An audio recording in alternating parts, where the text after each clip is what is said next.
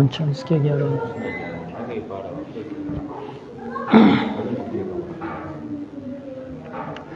أعوذ بالله من الشيطان الرجيم بسم الله الرحمن الرحيم إن الحمد لله تعالى نحمده ونستعينه ونستهدي ونعوذ بالله تعالى من شرور أنفسنا ومن سيئات أعمالنا من يهده الله فلا مضل له ومن يضلله فلا هادي له أشهد أن لا إله إلا الله وحده لا شريك له وأشهد أن نبينا وحبيبنا وحبيب قلوبنا محمد صلى الله عليه وسلم وشر الأمور محدثاتها فإن كل محدثة بدعة وكل بدعة ضلالة وكل ضلالة في النار الحمد لله الذي بعث نبيه صلى الله عليه وسلم بأوضح المسالك ونور به أرجاء كل حالك وأشهد أن لا إله إلا الله وحده لا شريك له الملك المالك وأشهد أن سيدنا وحبيبنا وحبيب قلوبنا محمد صاحب اللواء الحمد والطريقة الذي غراء التي من رغب عنها فهو الحالك صلى الله تعالى عليه وعلى آله وأصحابه المكسوسين بالشرف الأعلى وهم أهل ذلك أما بعد السلام عليكم ورحمة الله تعالى وبركاته يا أمة مسلمين إنا قارتيا مجدد godiya ga Allah subhanahu wa ta'ala mai kowa mai komai wanda bisa hukuncinsa da kaddarawar sai sa da fuskokinmu da alkhairi a wannan almuru mai tarin albarka a yau ranar alhamis daren juma'a wanda yake 22 ga watan safar shekara ta 1446 hijiriyar farin jaka da annabin rahama annabi Muhammad sallallahu alaihi wasallam daga garin Makka zuwa Madina wanda kuma ya daidai da 17 ga watan 8 shekara ta 2024 miladiyar haihuwar annabi Isa dan Maryam mun hada a cikin wannan masallaci namu mai tarin albarka masallacin Bilal ibn Abi Rabah babban masallacin Juma'a da ke cikin unguwar tsohon kamfani Wuntin Dada a garin Bauchi a jihar Bauchi ba dan komai ba sai dan ci gaba da karatunmu da muka saba dukkanin sati a cikin wannan littafi mai tarin albarka littafin Nabiyur Rahma Siratun wa Durusun wa Ibarun littafin bijimin malaminmu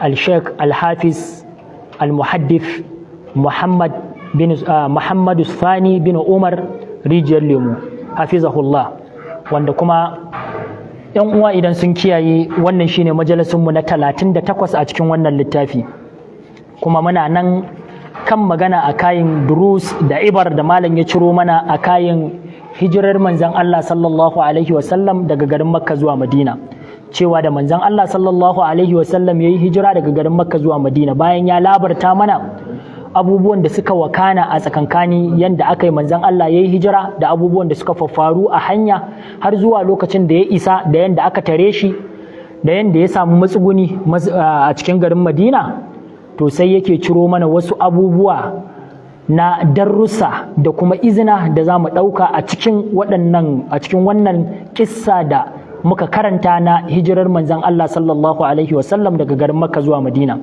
wanda a cikin darussan da kissar muna kan gaba na 12 wanda malam ya ce at-tarbiyatu Abi Bakarin radiyallahu an akan ta za mu tashi amma idan muka dan koma baya za mu ga malam ya ce mana daga kan na 11 saboda ya zama kamar an hada maganar ya ce wa inna min a'zami madahirati tabhiya fi hadhihi alhijrata an yughadira an-nabiy sallallahu alaihi wa sallam wal mu'minuna hadha albalad alamin alhabib ila qulubihim bal wa ila qulubi jami'il muslimin magadiratun ya'lamuna alla istiqrara lahum fihi ba'daha وهذا من أشق الأمور على النفس ولكن الرجال العقيدة يسترخصون في سبيلها كل غال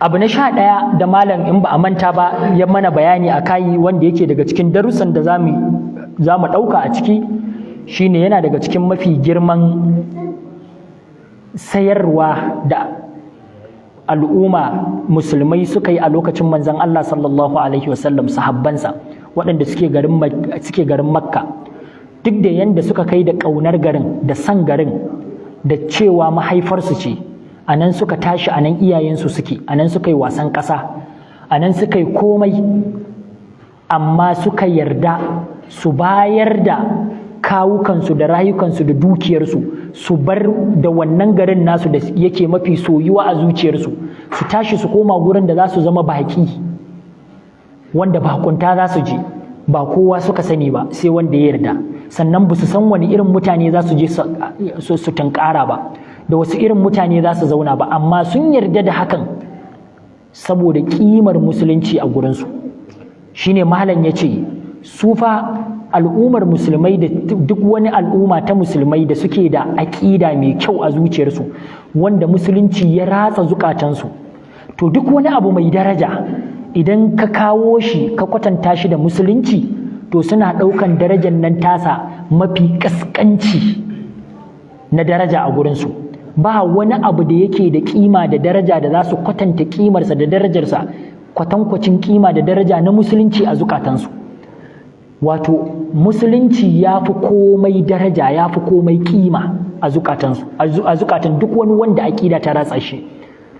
Shi mutum musulmi yana iya bayar da rayuwarsa kakaf a kayan addininsa. Shi yasa duk darajar wani abu da wani ɗan adam zai yi gani, to al'ummar musulmai za su iya sallamawa da wannan darajar abin matukar za ka taɓa musu addininsu. Wannan shine abin da abu na 11 da yake nuna mana. Sai malam ya ce to abu na 12 wanda shine za mu tashi a kansa.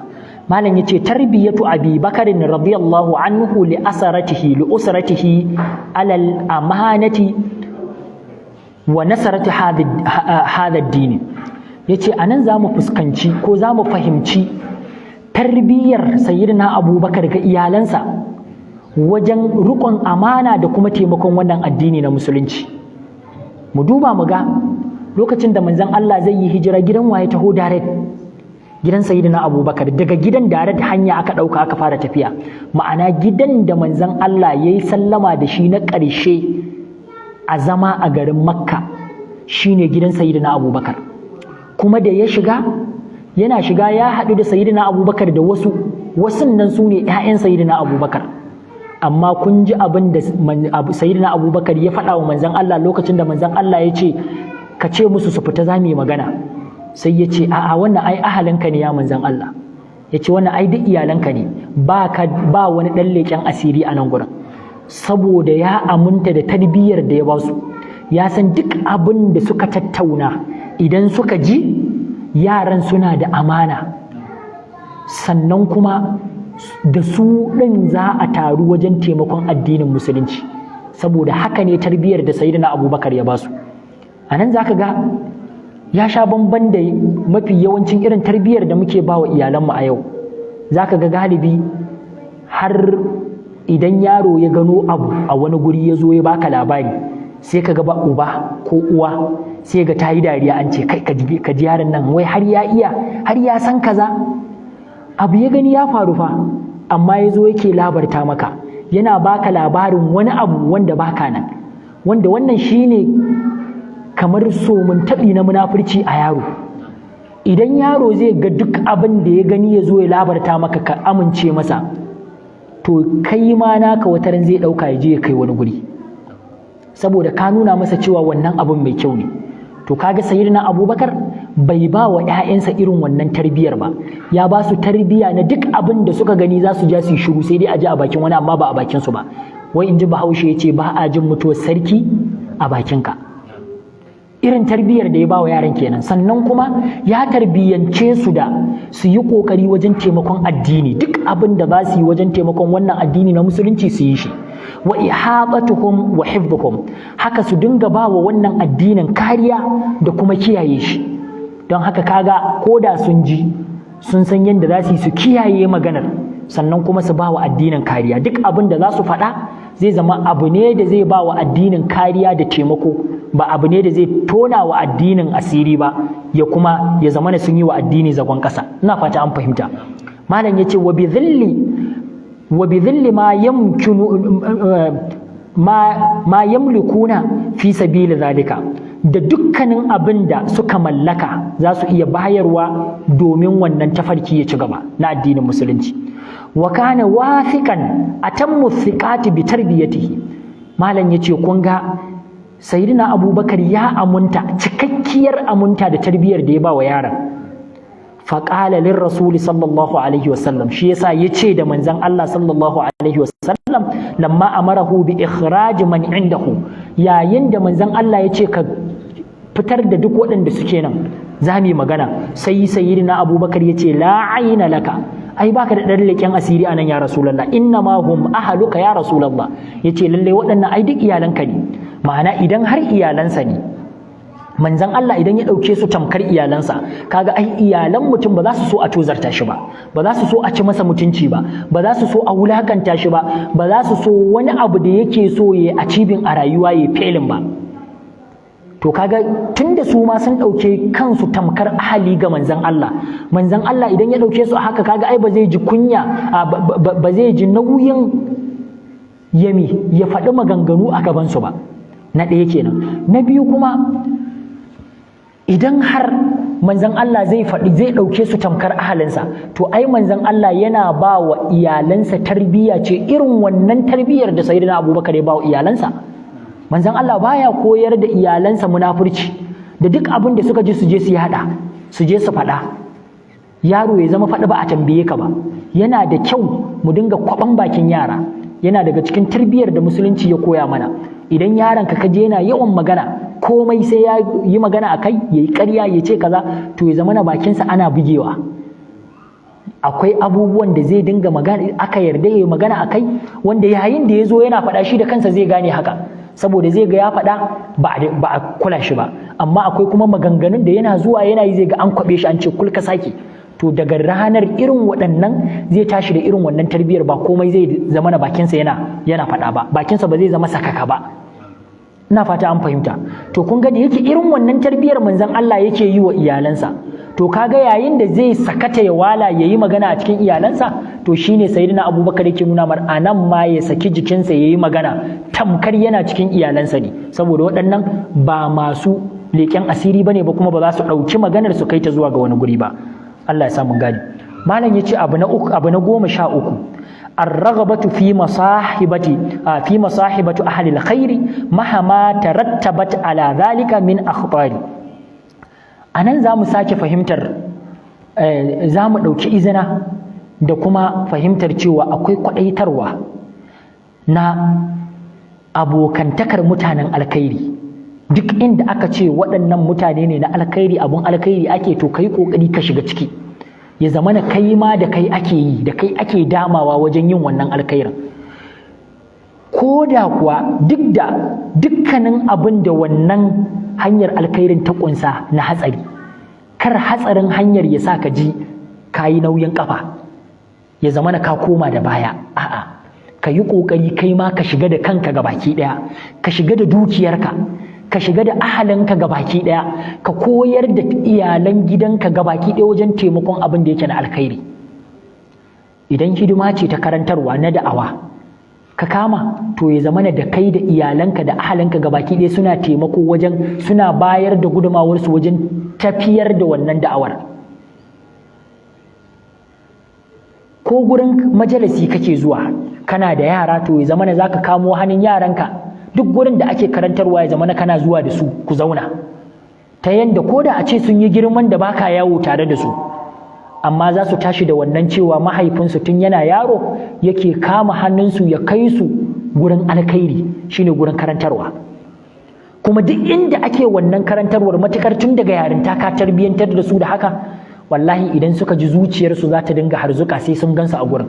Kuma yayin da aka ce sun tsinci kansu a irin wannan guri, to zuciyarsu shedan ba zai dinga samun saraha ba, ya samu fage ta yanda zai dinga cutar da su, ya kullace su da wani abu, ya soyi a zuciyarsu su ji suna son su bar gurin ba.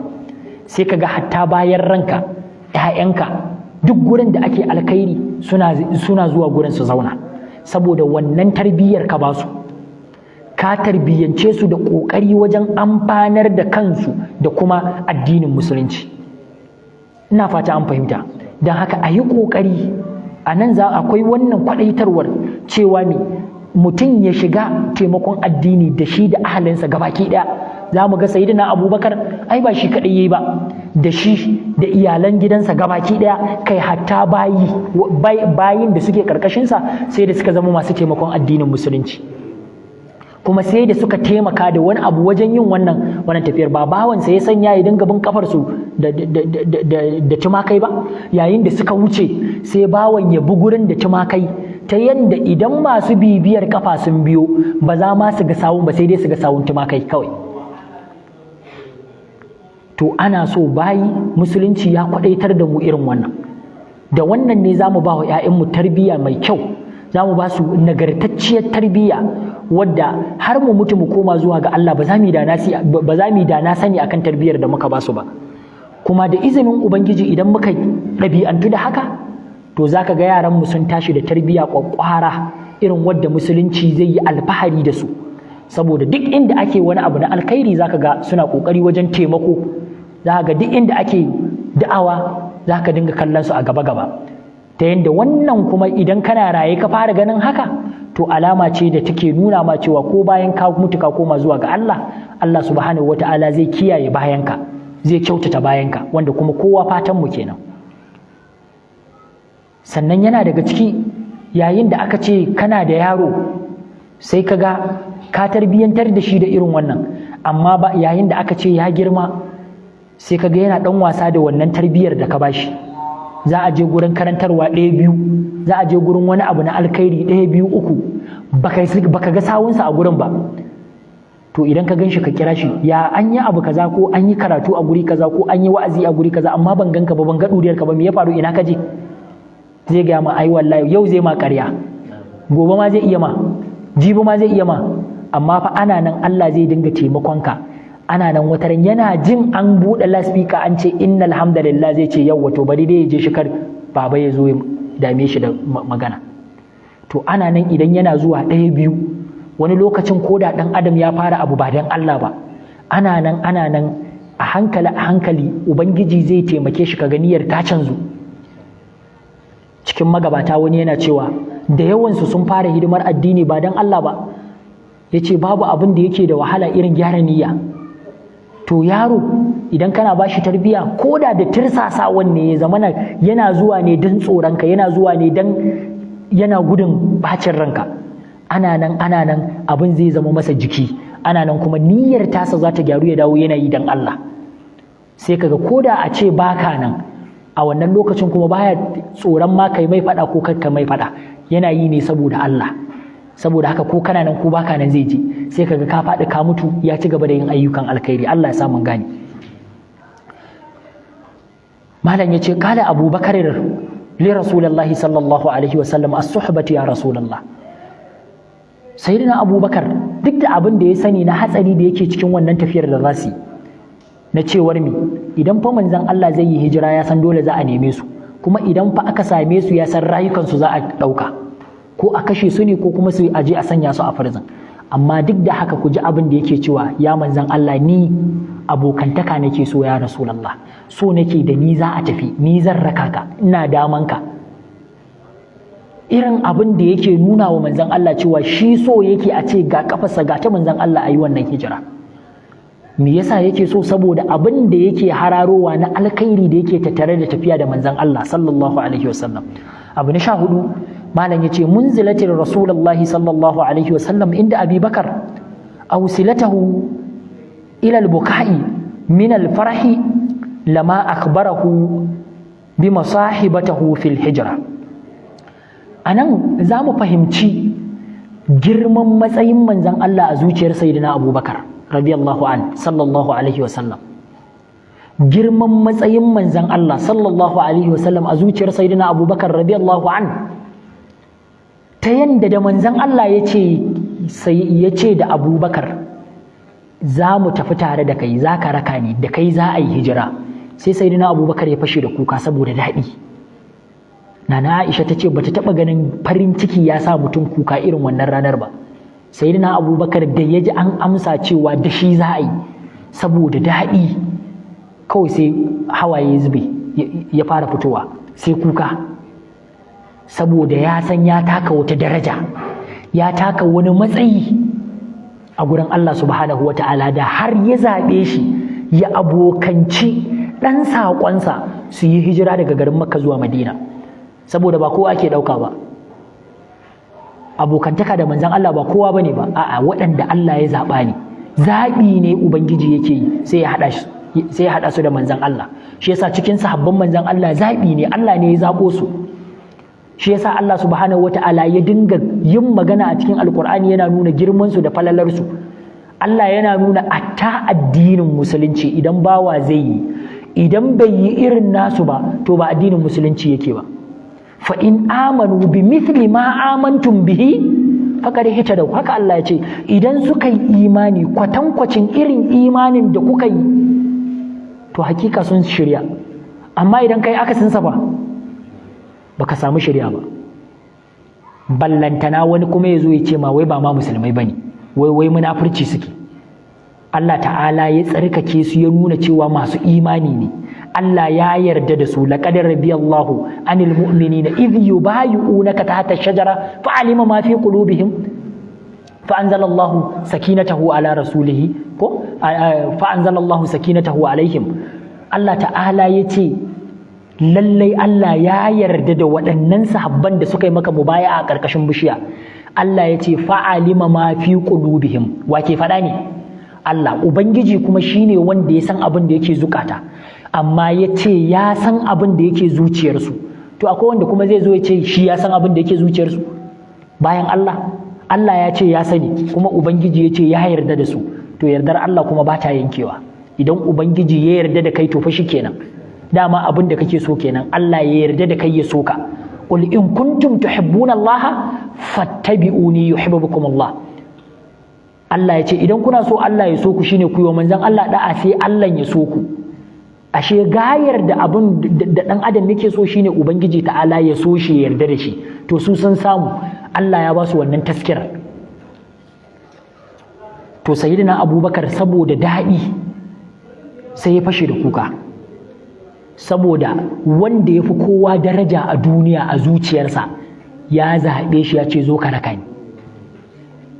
Da Allah ya kake ji a ce yau wani wanda yake da daraja ta ƙoli a inda kake, ko shugaban ƙasa ko gwamna, ya turo takarda ta kanas a tashi mutum ya zo ya gaya maka ya ce ai da kai za mu tafiya daga ni sai kai a cikin jirgi, kuma gobe jirgin zai tashi karfe kaza na safe. Ai ranar kasa bacci za kai saboda daɗi. Kana ji fa wani cikin malamai da shugaban kasa ya rubuta masa takarda ta gaisuwa ta bangajiya, har a majalisin karatu ya fito ya ce yo ni da shugaban kasa ya rubuto min takarda a ƙasar nan mu uku ne shugaban kasa ya turo mana takarda. Saboda me yasa? Saboda ya ji daɗi a ce shugaban kasa guda na Najeriya ya rubuta maka takarda yana ma bangajiya, yana maka barka da azumi, barka da shan ruwa, yana ganin girman abin. To dan Allah wannan fa ce masa yayi barka da shan ruwa, ina kuma ce masa yayi wane ka shirya za mu tafiya da kai daga nan zuwa Saudiya, daga ni sai kai a jirgi. Inna lillahi. To kaga dadin sa yafi haka yi. To ka auna a ce farin jakada wanda duk duniya ba a yi ba za a yi ba a yi wata uwa da ta durkusa ta haifi ɗaya manzan Allah ba sallallahu alaihi wasallam tun daga farkon duniya har ƙarshe, ya ce da kai da shi ne ku biyu za ku yi tafiya, kuma tafiyar da Ubangiji ne ya yi umarnin yinta. Yaya za ka ji dan daɗi da farin ciki? To wannan dalilin ya sa sayyidina Abubakar sai ya fashe da kuka saboda daɗi. Kaga ashe lallai manzon Allah yana da matsayi mai girma a zukatan sahabban manzon Allah sallallahu alaihi wasallam. Sai malam yace abu na 15 ar-raghabatu fil ishami fi tariqil khairi wa adam al-i'timadu ala al-akhirina fi dhalika. Malam yace anan zamu ga akwai kwadaitarwa kuma wajen kutsawa wajen yin ayyuka akan hanyar alkhairi da rashin dogara a kayan wani abu ba shi ba. Far Rasulullahi sallallahu alaihi wasallam aba an yarkab rahilatan laysat lahu hatta ishtaraha min Abi Bakr bi thaman. Malam yace anan zamu fuskanci kwadaitarwa kuma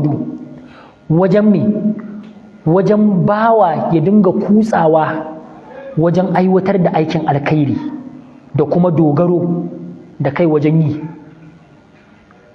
Kar ya zamana ka zama kawai ci ma zaune, komai sai an yi ma, saboda kai kana da'awa, kana kira, kana karantarwa, shikenan ka zauna ci da shanka komai kai ne limamin masallaci, ci da shanka yana kan al'umma.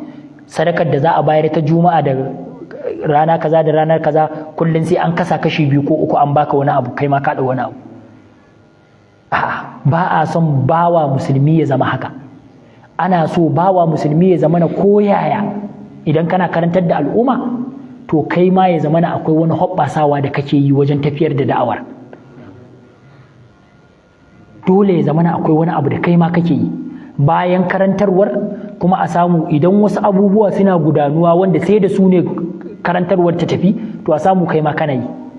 Kar kulle yaumin ka zauna kai kana karantar da al'umma, ana ɗorawa a social media, kai sai an baka data, kullum sai an biya maka kuɗin data, idan ba a sa ma data ba ranar ba za ma a yi karatun ba. Ko kuma kulle yaumin kana cikin roƙo, wani baka saka mana datan nan ba. A samu wataran in an yi, to wataran kai ma kana yi. Kana karantar da al'umma amma littafin da zaka karantar kullum kana maganar cewa ai ba a siya maka littafi ba. Dama ai kana da littafin da zaka karantar din. Idan baka, kai ma je kai kodago ka samu ka siyo ka zo ka karantar. Ina fata an fahimta. Cinka da shanka ka yi kokari wajen kai ma kai kake. Shi yasa ana son mai karantarwa, mai da'awa, limamai da sauransu ya zamana suna da wani abu na dogaro da kansu, ba su dogara ga kowa ba. A halin tafiyar da za a yi na karatu na addini, to ya zamana su ma akwai abin da su da kansu za su yi wa kansu, ba sa buƙatar wani ya musu. To idan ka zama haka, to ba mai cin kashi a kanka. Duk wanda ya zo zai ce maka kule, za ka ce mai cas. Shi yasa za mu ga daga cikin magabatanmu a ƙasar nan waɗanda suka yi karatu da ‘yanci, suka karantar da al'umma gaskiya, kuma ba sa tsoro ko kunyar wajen feɗa gaskiya. Za ga dukkaninsu sun dogara da kansu ne, ba ruwansu da gwamnati, ba ruwansu da wani ɗan siyasa. A'a, su suke sana'ar hannu, su nemo abin da za su yi, su zo su karantar da al'umma. Marigayi Alshak Muhammad Awwal Albani Zaria rahimahullah, kuna ganin yadda yake yada da'awarsa. Shi fa bai yadda hatta kyamara da za a saita da wani waye a ce mutum da shi wasu ne za su zo su yi ban da shi ba. Idan ya zo zai ajiye komai da komai, kafin ku fitar da benci, shi kuma zai zauna ya saita kayansa, ya saita yadda zai yi rakwadin ɗinsa da komai, sai ya zo ya nuna ma ce to ga yadda za ka dinga yi min, shikenan sai ya zauna yana yi. Sannan babu ofis ɗin wani ɗan siyasa da yake zuwa ya ce ya je roƙon wata kujera ko ya je neman wani taimako akan da'awa. Kuna ji ya ce idan ka ganna Abuja na je neman kuɗi ne, ya ce ba ya je karatu ba. Ya ce idan ya je kwangila ce zai karɓo, za a bashi wani aiki. Ya ce tun lokacin ana neman waɗanda suka karanta kwamfuta a Najeriya, su ƙididdigaggu ne.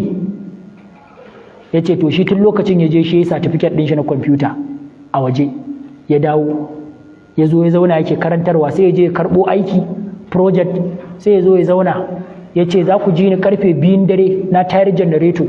Ya ce a lokacin nake neman kuɗi na. Ya ce zai yi komai ya gama ya tura, dama ta intanet ne komai, zai yi ya gama ya tura, shikenan kawai lokaci kaza kawai sai dai ya ga kuɗin shi ya shigo. Don haka baya buƙatar ka sa masa mai a janareto, baya buƙatar ka sa mai data, baya buƙatar kaza, komai zai yi. Don haka shi yasa idan ya zo yana karatu, babu ruwansa da ka yarda, ka ji daɗi ko ka ji, wannan duk damuwar ka ce. Shi idan karatu ya biyo ta kan gaskiya kawai faɗanta zai, abin da ya yi ittifaki ya yi fahimta a addini shi zai gaya ma, ya rage naka yanzu. Abin bai ma daɗi ba kai ta shafa, ya ma daɗi kai ta shafa. Me yasa? Saboda ya dogara da kansa. To a nan shine malam yake gaya mana akwai kwaɗaitarwa ga wanda yake da'awa, akwai kwaɗaitarwa akan irin wannan. Ya ce mu dubi manzan Allah sallallahu alaihi wasallam, a ba an yarkaba rahilatu laysat lahu hatta ishtaraha min Abi Bakar. Da sayyidina Abubakar ya tanadi abin hawa, ai sayyidina Abubakar ba ce masa yayi siyi ba ya manzan Allah, ce mar yayi gashi na tanadi abubuwan hawan ma da zamu tafiya, amma manzon Allah sai ya ki hau, sai ya ce a'a nawa zaka siyar min ita, sai ya siyar mar, sai ya ɗauki kuɗinsa ya bashi, sai shi kuma ya hau abin hawar. Yanzu abin hawar wa zai hau? Nasa, ba na Abubakar ba, saboda kar ma wata ran wani ya zo yana magana ya ce ai sayyidina Abubakar ne ya ba wa manzon Allah abin hawa kyauta ya hau daga garin Madina, daga garin Makka ya hijira zuwa Madina. A'a, sai manzon Allah ya siya da kuɗinsa. Ina fata an fahimta. Dan haka duk wani mai da'awa ya koyi irin wannan, saboda babban abin da yake cutar da masu da'awa a ƙasar mu kenan. Galibi sai kaga mutum ya dogara da 'yan siyasa, ya dogara da wani yana neman alkhairi a gurinsa. Don haka shi yasa idan yana karatu abin karatun ya biyo ta kan wannan ɗan siyasar da yake taimaka mar, ba zai iya taɓa iya faɗan gaskiyar ba. Idan kuma ya kuskure ya faɗi gaskiya ya ƙi la'akari da abin da yake mar, daga zarar ya faɗi wannan gaskiyar shikenan kuma sun yi farraka. To daga nan kuma sai ka ga da'awar tana kakkaucewa shikenan sai abin ya daina.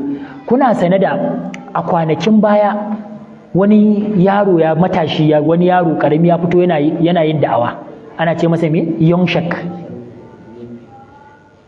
yana ta karantarwa, yana faɗan gaskiya, yana kaza.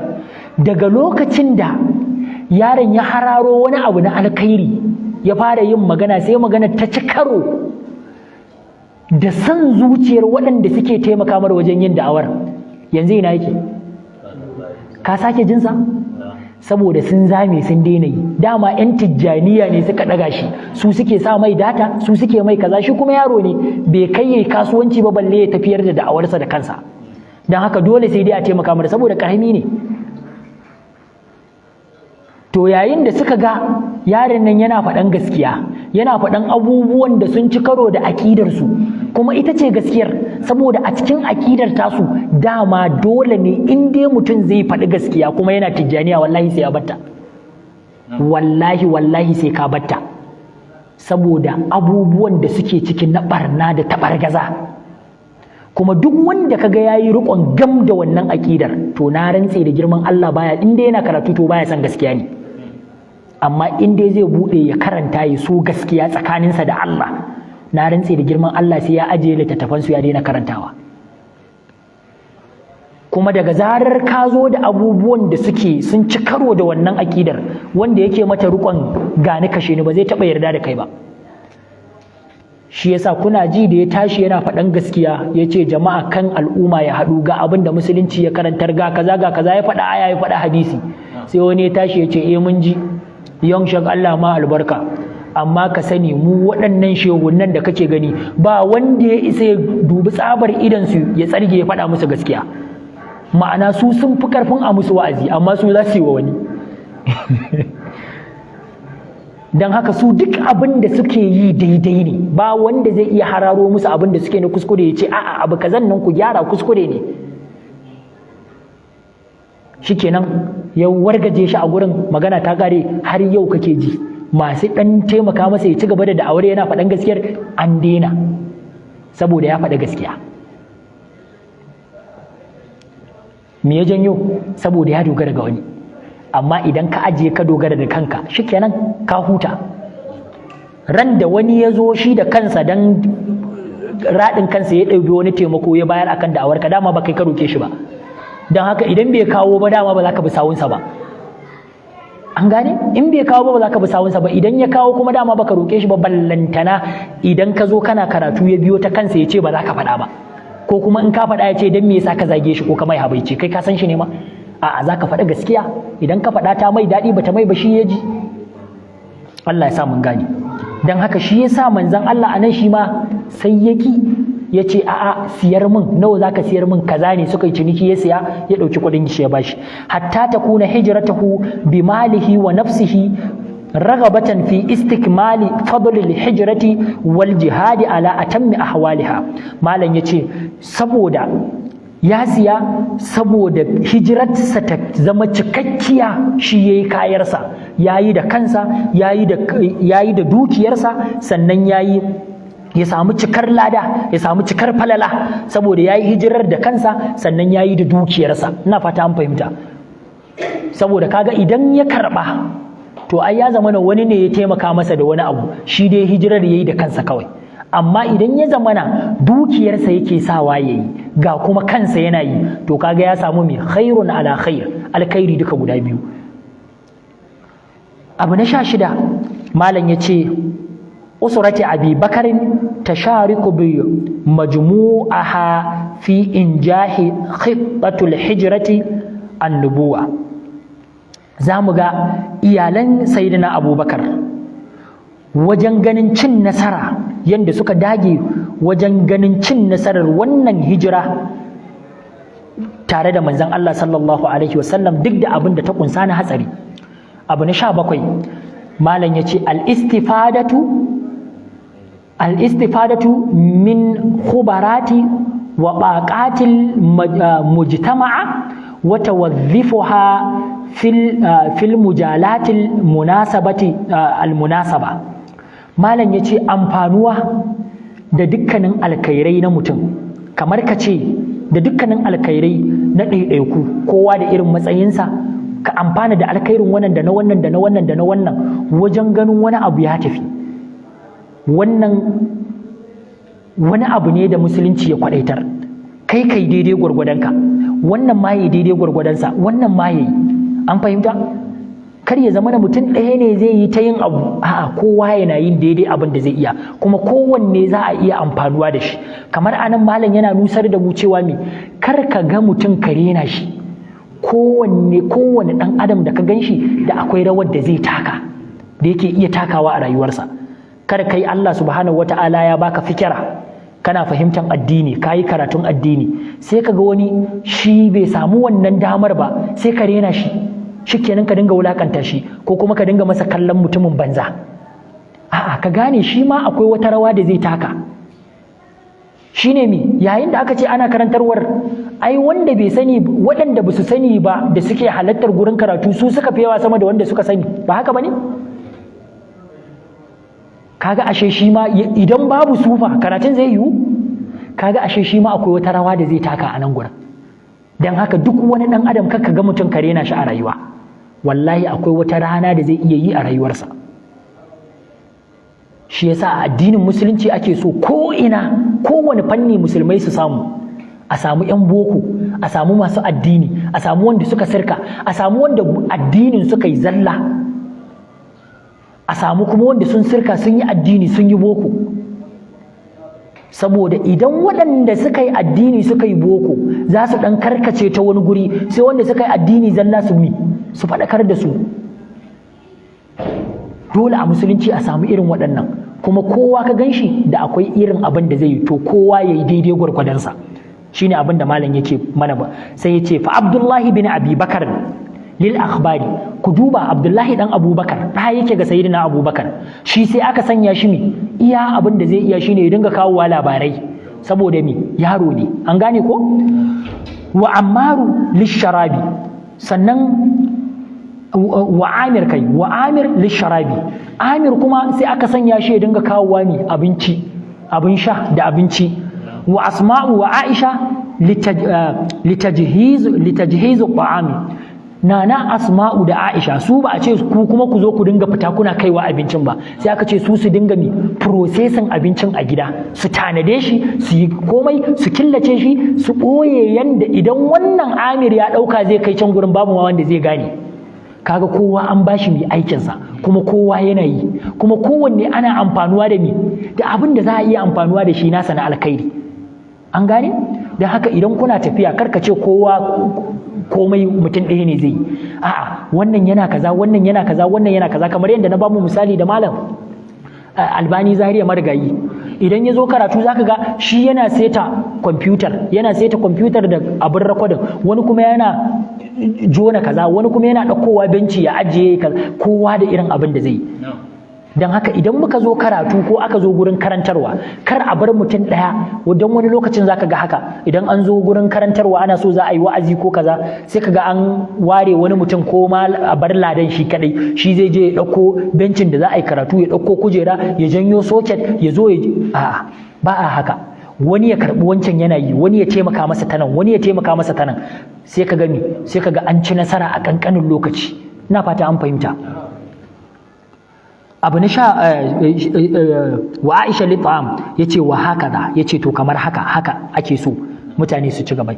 Abu na 18 malam yace al-istifadatu min khubaratil mushrikina idza umina halahu. Yace anan zamu ga cewa akwai bayar da dama ga musulunci ya amfana da wani alkhairi na mushrikai idan har an amincewa halinsu. Mushrikai wanda aka san sun kware a fanninsu sai suka yi magana, to musulunci ya ba da dama a amfana da wannan alkhairin, amma matuƙar an aminta da halinsu, ya zamana babu wata cutarwa da za su iya yi wa musulunci. A ina muka fahimci haka? Za mu fahimci haka. Malam ya ci gaba da cewa walam yakun lahum shaukatu fi ta'athiri ala qirarihi alal qirari.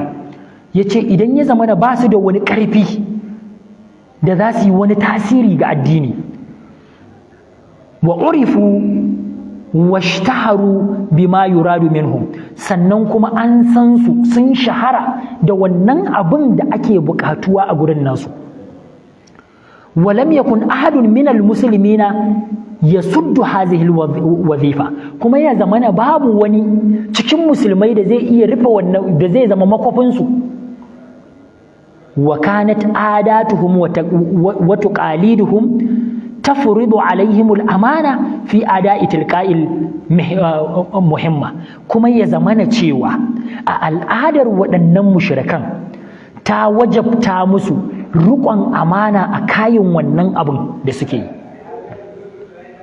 Wato a nan malam ya faɗa mana wani abu ne sai ya yi masa da baibayi da wasu sharuɗa. Ma'ana ba za a ce mutum musulmi ya je ya amfana da wani alkhairi na kafiri kai tsaye ba kawai, dole sai ya lura da wasu sharuɗa. Na farko, ya zamana cewa shi wannan kafirin an aminta da shi, an aminta da shi ta yadda ba zai iya an aminta da shi ta yadda ba zai ci amanar musulunci ba. Na ɗaya kenan. Na biyu kuma, su wannan mushrikan ya zamana cewa ba su da ƙarfin da za su iya cutar da musulunci. An gane? Abu na uku, kuma ya zamana cewa a al'adar waɗannan mutanen an san su da riƙon amana, kuma sun san fannin nan da ake so su yi amfana da shi, musulunci ya amfana da shi da kakka ɗauko wani jigari bai san ma abun ba, shi kansa dabur yake yi akan abun, kuma ka ce zai baka fatawa a kayan wannan abu da kake so ka samu. An fahimta? A nan za mu gane illar da musulunci ya samu a Jos.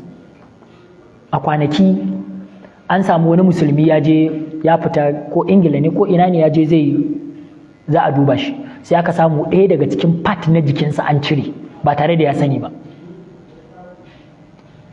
Sai a can suka tambaye shi, kodarka ne ko menene ya guda ɗaya, dama ka taɓa cire ɗaya ne ka bayar?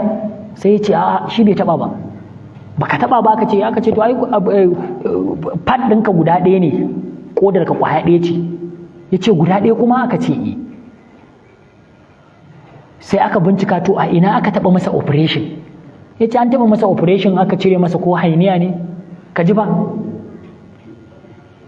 A ina ne? Aka ce a Jos. Aka je har asibitin, ashe wata ƙungiya ne da su, duk wani musulmi da aka kai shi gurin ta likitocin kafarai za su duba wani abu mai amfani a jikin mutum musulmi sai su cire ba tare da an sani ba. Da aka kama su sun cire wa musulmai sama da 1000 ƙoda. Yanzu wannan me ya janyo? Saboda ƙin lura da irin waɗannan sharuɗan sai aka amince musu kai tsaye lokaci guda. sai ka ji mutum kawai kai tsaye shi dai kawai inda za a duba shi yana ganin ai in an je za a bashi magani mai kyau sai ya je gurin da alhalin kuma akwai fa makofinsu. Shi yasa malam ya ishara ya zamana musuluncin a cikin musulmai babu makofin wannan. Idan da makofinsa to fa ko da an aminta da shi din ba za ka je gurinsa ba. Shi yasa nake ganin wautar mu har yau mu musulmai muna da yara waɗanda sun je sun karanta nasin dakta, muna da yara mata da maza musulmai waɗanda sun je sun karanta gynec dakta, amma har yanzu mu samu wata ƙungiya ko wata katafariyar asibiti da za a yi don duba mata musulmai zalla, mu ajiye musu duk wani likita ko nas da ko gynec dakta da ya yi a bashi wani lokaci da zai dinga zuwa yana duba matanmu musulmai a wannan gurin. Mun rasa. Amma sai ka ɗauki matarka ka kai ta TH a cikin garin Bauchi, amma sai ka ga wani katon arne ne wai zai shiga da ita, shi zai duba ta, shine to gynec dakta din, kuma wai sai a ce maka wai ai an aminta da shi ne. Alhalin muna da makofin sun fa, akwai makofin, idan da akwai makofin to a kawo wannan makofin yayi aikin mana. Sai a ce maka ai wannan na gwamnatin tarayya ne. Kaga saboda rashin haɗin kan musulunci mun kasa providing wani abu da zamu yi maganin matsalar mu, kuma muna da abin da zamu yi, muna da shi duk resources ɗin da ake bukata akwai masu kuɗin da za su iya, sannan kuma akwai likitocin da sun yi wannan karatun, yara akwai maza akwai mata wanda dukkanin su za a iya sa su yi, a ajiye musu wani stipends da za a dinga ba su duk wata, su ma a gaya musu za su yi aikin ne don Allah, a ajiye waɗanda za su dinga lura cleaners na asibitin da komai, ya zama da musulmai ne za a dinga kaiwa mata. Da mun yi maganin matsaloli da dama, amma har gobe karatun ake yi kawai, al'umma suna ta karantarwa amma kuma sa karatun a aiki yana yin wahala. A nan shi ne malam yake gaya mana, a nan za mu fahimci haka ta ina manzon Allah sun aminta da wannan mushrikin da zai nuna musu hanya, kuma na farko sun san ya san hanyar sosai, sannan kuma an aminta cewa su mushrikan larabawa idan suka yi alƙawari suka ce maka nama alƙawarin kaza, to fa sai dai in ransu ya fita ba za su taɓa karya maka wani alƙawarin ba. Mushrikai fa ballantana musulmai. Malamin mu yana ba mu kissar wani da ta faru a jahiliya. Ya zo akwai wani balarabe wanda ya kashe mahaifinsa, sai ya zama ne yana neman sa ruwa a jallo, akan duk inda ya ganshi sai ya ɗau fansa. Kwatsam ran nan sai suka haɗu da shi, sai ya ganshi a zaune, sai ya ce yawwa yau kan Allah ya kama ka, ai yau ba makawa sai na kashe ka. Sai ya ce to ina neman alfarma ɗaya. Ya ce mecece? Ya ce kaman alƙawarin ba za ka kashe ni ba sai na tashi. Ya ce to na barka ka tashi. Sai ya ce to ni kuma ba zan tashi ba. Sai ya gyara zama, yana tsaye a kansa, shi kuma yana zaune yana jiran idan ya tashi ya kashe shi. Suna tsaye a wannan gurin har jama'a suka zo, har aka ganshi, har kuma abin bai faru ba. Me yasa? Saboda ya cika mai alƙawarin, yayi alƙawarin ba zai taɓa shi ba sai ya tashi. Dan Allah, kafiranmu na yanzu irin waɗannan ne, in irinsu ne sa dinga wancan abin da muka bada misali ɗazu. Allah ya sa mun gane. Abu na 19 malam ya ce ittikhadul asbabi wal ihtiyabati at-tamma thumma tawakkulu ala Allah ta'ala. Riko da sabubba sannan da yin taka tsantsan, cikakken taka tsantsan, yace sannan kuma sai a dogara ga Allah. Ma'ana kar ka ce kawai kai ka dogara ga Allah a komai kawai shikenan, dan haka kai ta yin abu kara zube. A'a, ana so ka yi taka tsantsan sannan ka yi riko da asbab. Mu dubi manzon Allah sallallahu alaihi wasallam, imamul mutawakkilin, shugaban duk wani mai dogaro ga Allah baya manzon Allah sallallahu alaihi wasallam. Amma ku duba, sai da ya tanadi abinci, haka ne? Sai da aka tanadi wanda zai dinga bin sawunsu ma ana goge shi da sawun dabbobi. Sai da ya je kogo ya ɓuya, wai duk a hakan fa hijira zai yi, yana sane da cewa ubangiji fa ya mai alƙawarin cewa zai yi hijirar, zai yi ta lafiya, amma bai ce ni ni na dogara ga Allah, don haka ya fito tsakiyar garin Makka ya ce to gani zan yi hijira, wanda zai kashe ni ya kashe ni, wanda zai bai yi ba. Sai yayi sai yayi riko, sai yayi taka tsantsan, sannan yayi riko da sababi, aka nemi abin hawa, aka yi kaza, aka tanadi abinci, aka yi kaza. To sai wani yanzu ya zo ya ce maka shi a ɗariƙarsa yana daga cikin tawakkali ga Allah, ka kama hanya za ka tafi daga nan zuwa Kano ba tare da ka hau mota ba, kuma ba tare da ka yi guziri ba, wai a hakan shine ka zama cikakken mai tawakkali ga Allah. Me yake nuna ma? Manzon Allah ba mai tawakkali bane ba kenan. To kaga wannan shirme ne, wannan shirme ne.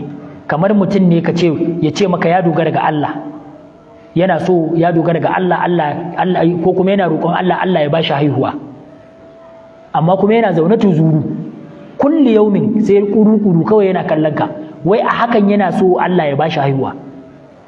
Kaga wani ai shirme ne. Ko kuma an ɗaura masa aure, an yi yiri an kai mata gidan, sai ya ce to ubangiji Allah ka kawo haihuwa, amma kuma ba zai shiga ɗakin ba. To kaga wannan duk zaurance yake yi, saboda ai shi ita haihuwar ba a shanta ami. Dole sai ka dogara ga Allah. Idan ka dogara ga Allah kuma idan ka yi riko da sababin, ba lallai ne kuma sababin ya haifar da abin da kake so din ba. To anan ne ake magana dogaro ga Allah bayan ka rike sababin. Saboda ai ba kowane mai aure ne yayi aure ya takali matarsa kuma ta haihu ba, ko ba haka bane? Zaka ga akwai wanda yayi auren shekara da shekaru yana tare da matar, amma Allah bai bayar da haihuwar ba. Amma rashin haihuwar sai a ce masa ya saki matar, kuma shikenan a hakan zai haihu. Kaga daga zarar ka ce mai saki matar kuma Allah zai baka haihuwa, me kake nuna mai? Zai zama mazinaci. To ana so ka yi riko da sababi, sannan ka dogara ga Allah, ka fita nema, ka yi dako, ka yi faskare, ka yi kasuwanci, ka yi kaza, duk hanyar da za ka yi ta alkhairi, sannan ka dogara ga Allah, Allah ya azurta ka. To arzikin yana hannun Ubangiji. Su ma a nan kaga sun yi riko da sababi, sannan sai suka dogara ga Allah. Wasiƙatul mutalaka bihi, sannan kuma a samu cikakkiyar amintuwa ga Allah. Kun ga ai yayin da aka zo ana neman su, da sayyidina Abubakar ya ce da ɗayansu zai sunkuyo da kansa ya Rasulullah da zai gamu, sai manzon Allah ya ce miye tsammanin ka da mutane biyun da Allah ne na ukunsu? Kaga manzon Allah yake nusar da shi, duk ya bar ganin sun yi riko da sababi, sun yi kaza, amma fa zuciyar manzon Allah ba ta rataye da wannan sababin ba, ta rataye da Allah. Ma'ana yana da tabbas cewa Ubangiji subhanahu wata'ala zai taimake shi. To haka ake so dan adam ya samu.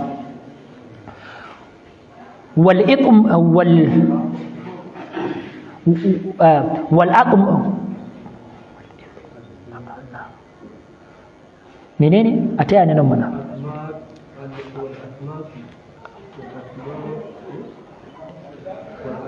kamar al-itmanina ko al-itmana itmana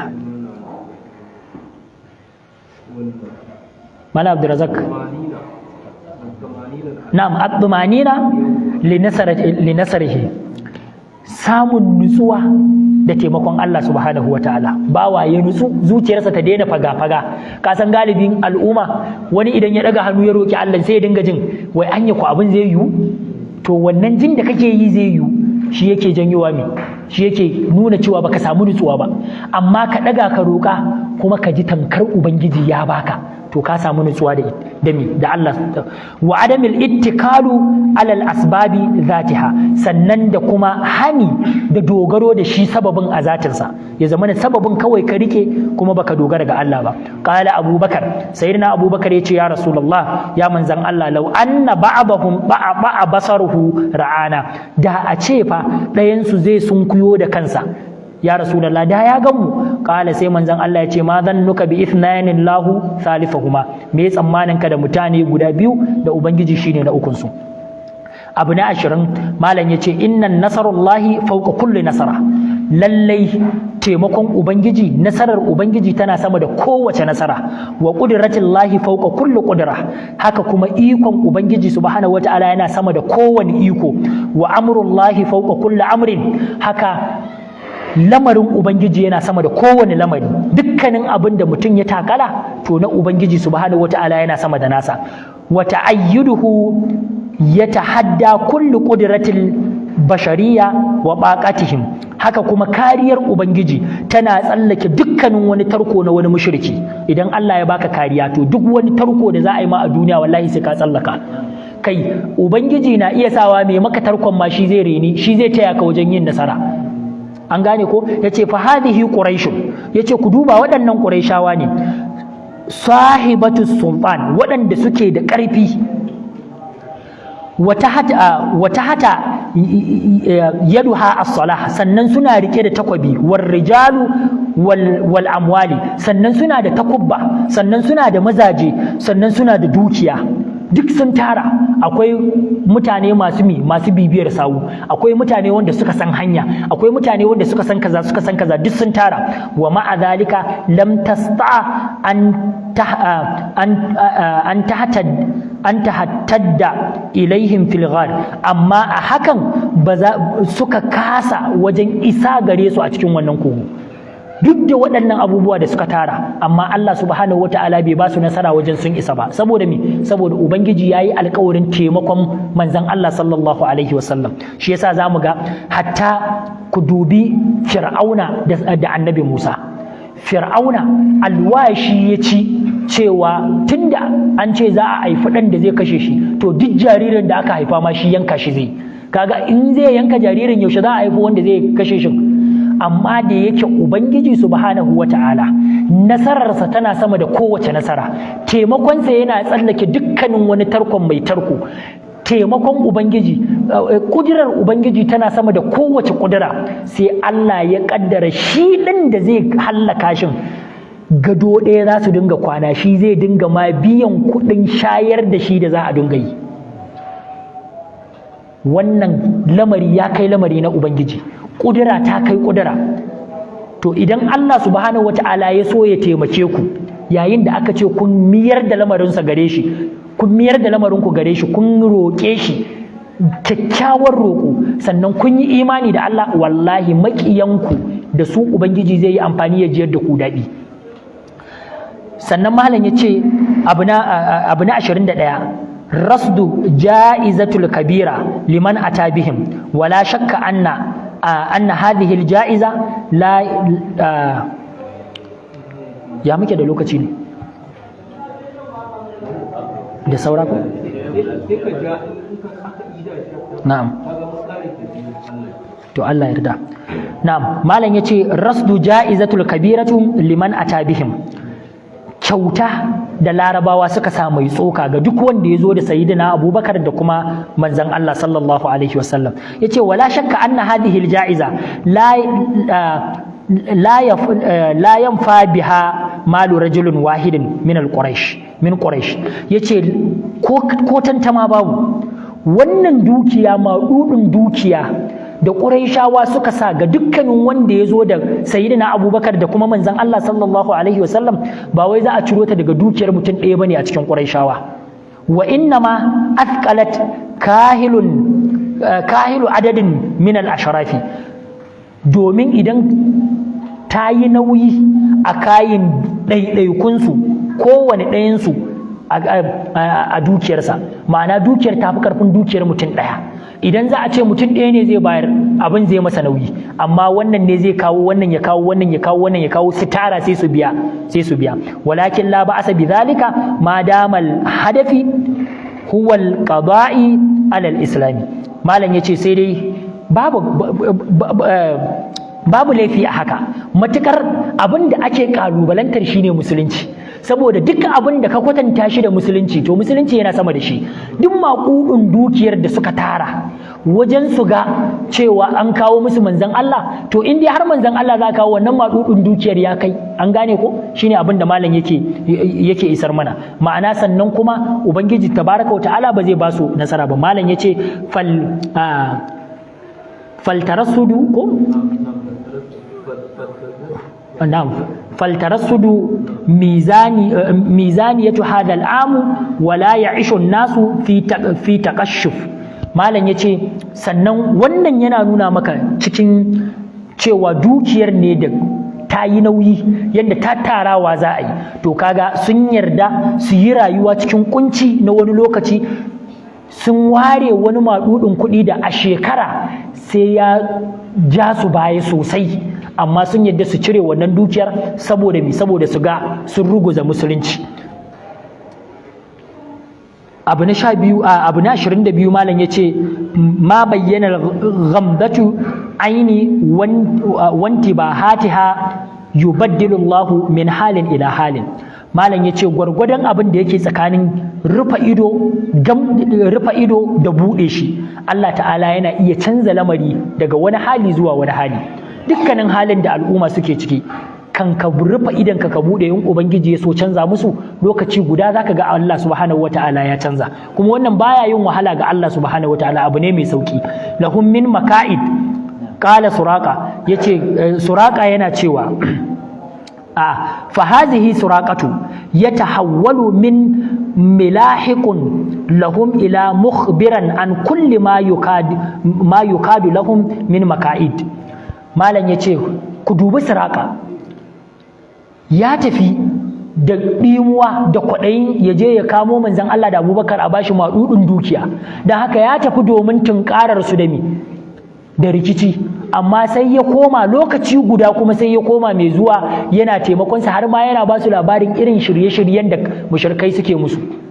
Kaga lokaci guda ubangiji tabaraka wa ta'ala ya canza shi. Qala Siraqa yana cewa fa akbartahum akbara ma yuridu nasu bihim, sai gashi na wayi gari ina ba su labarin abin da mutane suke so suke yunkurin yi musu. Wa hakaza nasrullahi wa ta'ayyiduhum yanqalibu bihi al-adu al-mutaridu lahum ila nasih mu'ain. Yace kamar haka ne taimakon ubangiji yake juya maƙiyi, waɗanda maƙiyi ko mai rarakar addini kaga ya koma zuwa ga mai taimakon addini.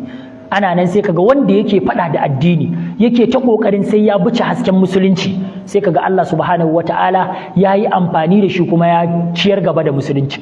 Sai kaga addini yana ta samun ci gaba ta sanadiyar shi da yake ta yi, ko kuma kaga lokaci guda ubangiji ya juya shi daga wancan halin da yake mummuna zuwa ga hali mai kyau. Lokaci guda ubangiji tabaraka wata'ala yake yin abinsa, babu abin da yafi karfin Allah tabaraka wata'ala. Allah subhanahu wata'ala ya canza mana halin da muke ciki.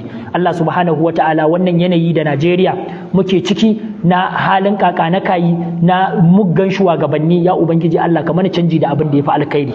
Allah ka kawo mana doki da tallafi. Ya Allah, wannan hauhawar farashi da muke ciki muke gani a rayuwar mu, Allah ka sauƙaƙa mana, Allah ka kawo mana sauki, Allah ka ba mu hanyar da zamu amfanar da kanmu da al'ummar musulunci gabaki daya. Za mu dakata a nan gurin, abin da muka faɗa na daidai za mu karanta tambayoyi tukunna ko kafin nan za a kira sallah ko kuma mu karanta. Na'am, malam yace as'alatul lil muraja'a, za mu karanta tambayoyi a gurguje, dan haka wanda suka sani sai mu amsa su a gurguje. Tambaya ta farko malam yace ma za kana yaf'alul muslimuna bil madina lamma sami'u bi khurujin nabiyyi sallallahu alaihi wasallam ilaihim.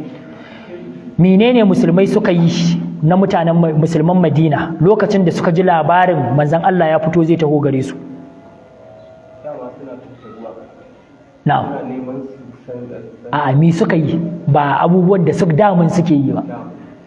Ai da suka ji labari manzon Allah ya fito ya kamo hanya, sun dinga aiwatar da wani abu kullun za su je su yi har zuwa lokacin da manzon yawwa kulli yaumin suna fitowa su da fifi wajen jiran manzon Allah akan duwatsu, suna leƙawa ta ina za su hango shi. Jazakallahu khair. Tambaya ta gaba malam yace ma hiya awwalu mihbatun nabiyyi sallallahu alaihi wasallam fi hadhihi alhijra.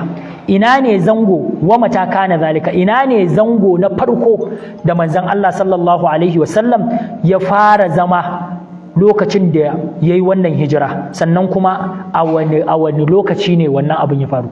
A ina da manzon Allah ya iso garin Madina, a ina ya fara zama? Sannan kuma an faɗi shekarun ko an faɗi ranar da abin ya faru, sannan da watan, waye ya kiyayewa?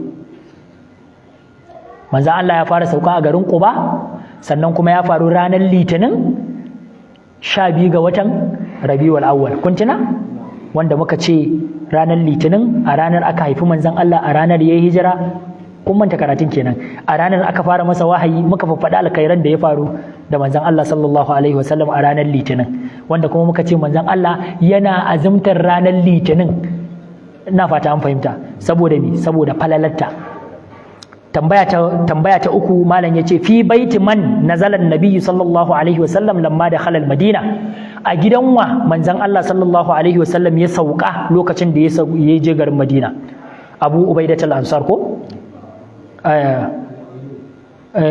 Ubaida ko Abu Ayyub al-Ansari tambaya ta hudu malam yace uzkur ma ta'rifuhu min ad-durusi fi hadhihi al-hijra wannan in mutum ya je gida sai shi ma ya cicciro ka ambaci abubuwan da ka fahimta na darussa dangane da wannan hijira abinda muka yi na daidai Allah ta'ala ya sa mu dace akai abinda muka yi na kuskure Allah tabaraka wa ta'ala ya gafarta mana subhanakallahumma wa bihamdik nastaghfiruka Allahu wa natubu ilayhi wa assalamu alaikum wa rahmatullahi ta'ala wa barakatuh